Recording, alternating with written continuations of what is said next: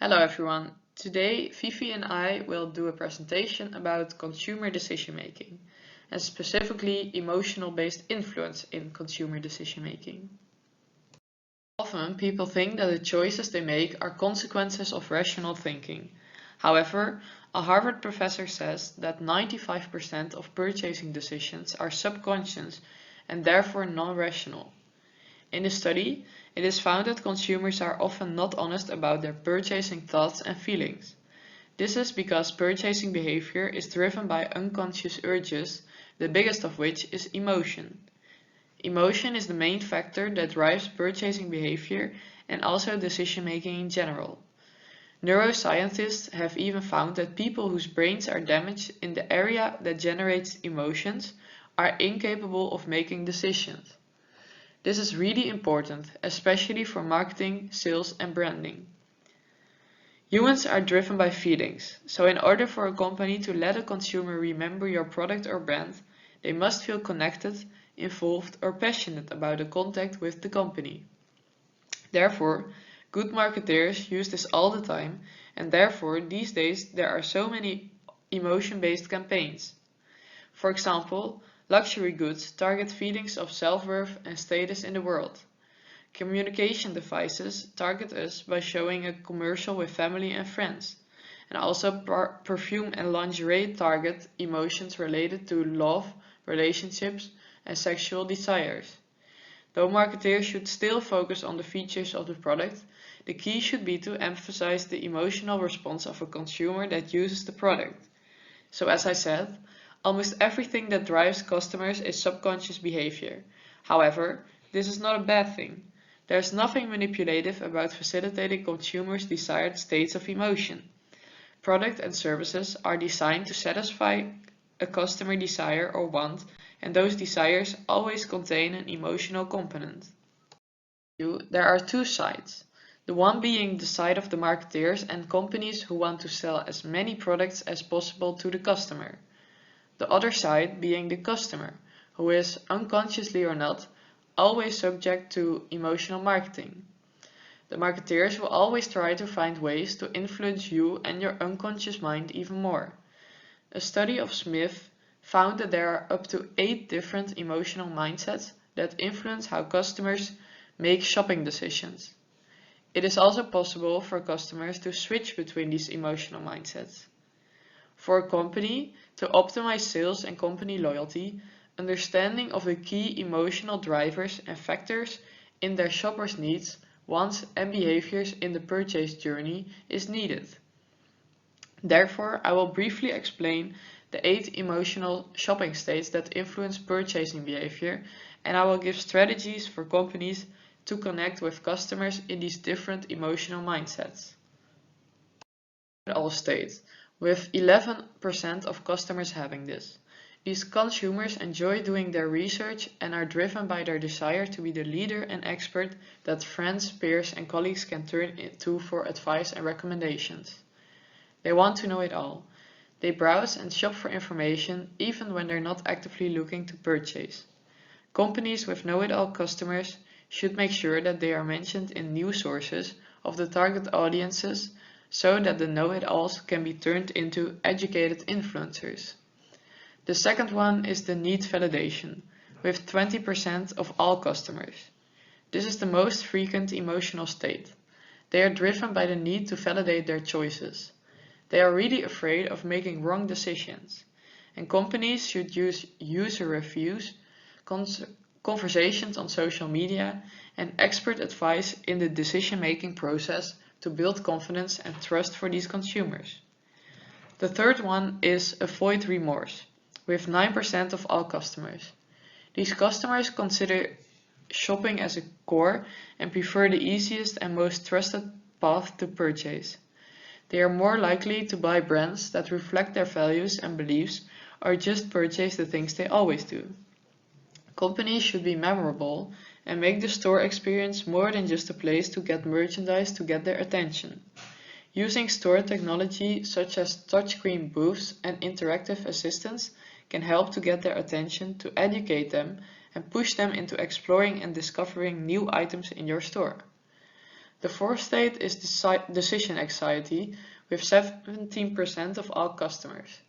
These customers get overwhelmed when they shop, and so they decide to not decide on a purchase too quickly.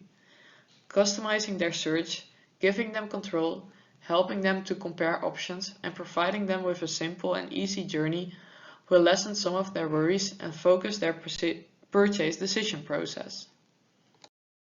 The next stage is go to be first, with 12% of all customers. These customers are driven by the need to feel superior, stand out, and make a statement to their peers. A company should really think about how the product or service will make the customer feel. Appealing to the got to be first customer is just as much about getting your product right as it is about the tactics you adopt to sell it. Don't market your tech specs, market your lifestyle. Another state is want some fun, with 9% of all customers. These customers browse and shop for fun.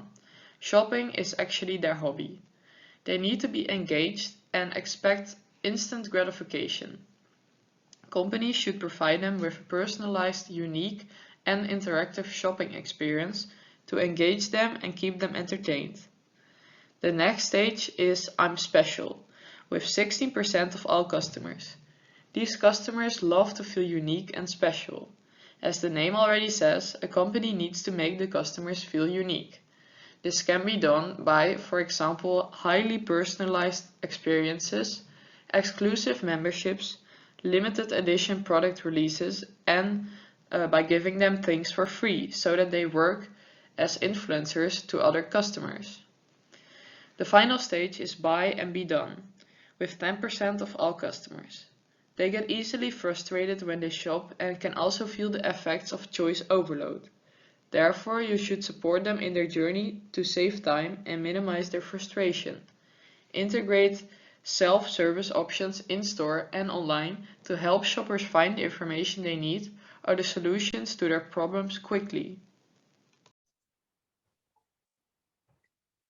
Okay, thank you, Laura, for introducing our topic today. Hello, I'm Fifi. I will proceed to the current debate of our topic, emotion-based influence in purchasing behavior. So, contrary to popular belief, customers aren't as savvy as they might like to believe, and what consumers really think or feel often contradicts what they say. In fact, they are driven by unconscious urges, the biggest of which is emotion. Emotions greatly drive purchasing behavior and also decision making in general. Furthermore, nowadays, emotions become critical factors as a functional aspect of a product or a service. Therefore, marketing operations try to arouse the emotions of consumers by studying and understanding human emotion as it's what really drives their purchasing behavior. By doing so, marketers are able to increase brand awareness and customer loyalty. According to Antonio Damasio, a professor of neuroscience at the University of Southern California, emotion is required in almost all decisions. When people are confronted with a decision, emotions from previous related experience affix values to the options they are considering. These emotions create preferences which lead to their decision. Thus, oftentimes, decisions can be made solely based on logic.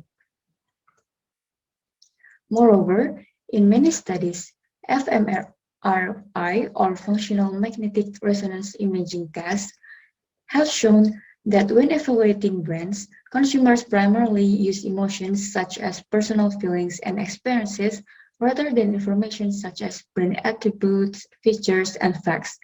It's because when they evaluate a brand or product, their limbic systems, where our feelings, memory, and value judgment originate, lights up, while the data processing and analysis centers of their brains are left largely unstimulated. In other words, most of the purchase decisions people make are emotional, not practical. Although there are more than 100 human emotions that can be named and measured, there are generic emotional factors or drivers that apply to almost everybody, namely pride, shame, guilt, fear, greed, and love. Advertising research reveals that the consumer's emotional response to an ad has a far greater influence on the reported intent to buy a product than does the ad's content, by a factor of 3 to 1 for television commercials and 2 to 1 for print ads. Subsequently, research conducted by the Advertising Research Foundation concluded that likability is the measure most predictive of whether an advertisement will increase a brand's sales. And studies show that positive emotions toward a brand have a far greater influence on consumer loyalty than trust and other judgments, which are based on a brand's attributes. There are also up to 8 different emotional mindsets that influence how consumers make decisions to shop and buy, just like what Laura has elaborated earlier.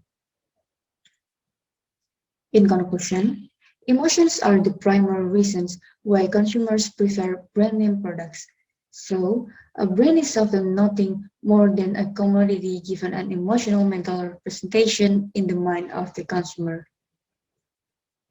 All right, that's all to our topic today. Thank you.